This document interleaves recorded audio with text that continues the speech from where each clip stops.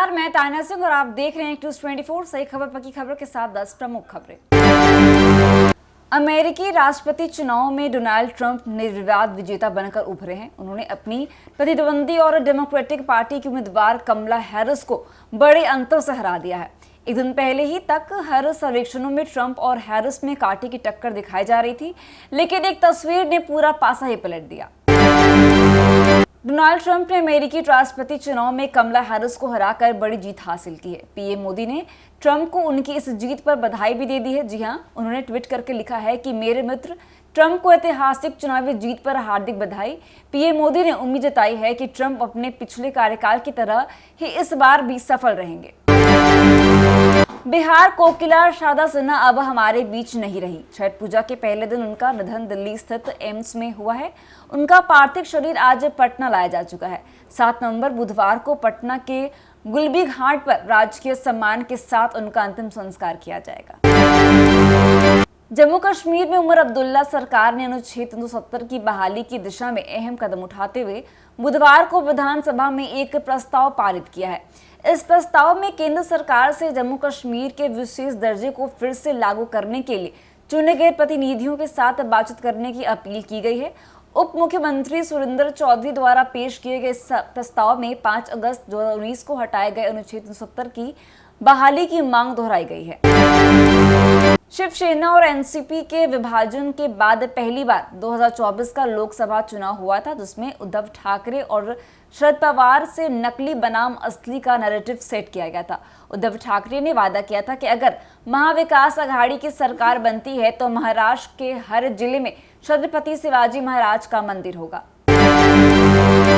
Australia के धाकड़ opener David Warner को उस समय बड़ा झटका लगा जब उन्हें आईपीएल की टीम ने रिलीज कर दिया था। जी हां, हालांकि उनके लिए अच्छी खबर अब यह है कि उन्हें बैन हटने के तत्काल बाद बीपीएल में कप्तान बनाया गया है।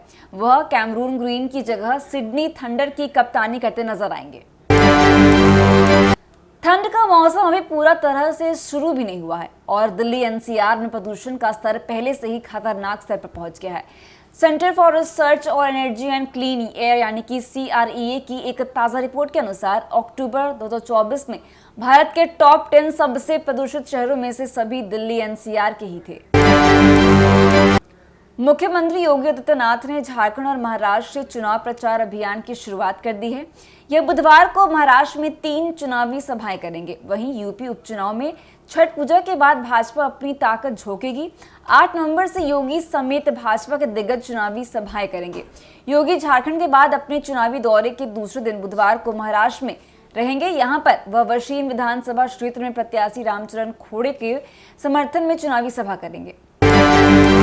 सुप्रीम कोर्ट ने एक अहम फैसले में कहा है कि सरकारी अधिकारियों और जजों पर ड्यूटी के दौरान हुए कथित अपराधों के लिए PMLA के तहत केस लाने से पहले सरकार से मंजूरी लेना जरूरी हो जाएगा। जी हां, कोर्ट ने कहा है कि CRPC की धारा 197 PMLA के मामलों में भी लागू होती है।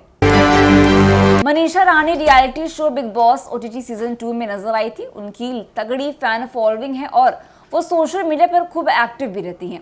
उन्होंने छठ महापर्व पर सज धज कर अपनी कुछ फोटो शेयर की, जिसमें वो समंदर किनारे हाथ में सूप लिए पोज दे रही हैं। उनकी ये तस्वीरें देखते ही देखते वायरल हो रही हैं। फैंस उन पर फिदा हो गए हैं और यूजर्स तो उनका इस तरह से बिना शादी के सिंदूर लगाना पसंद नहीं आ रहा है। तो आज के लिए इतना ही। ऐसी 10 प्रमुख खबरों के लिए देखते रहिए न्यूज़ 24। धन्यवाद।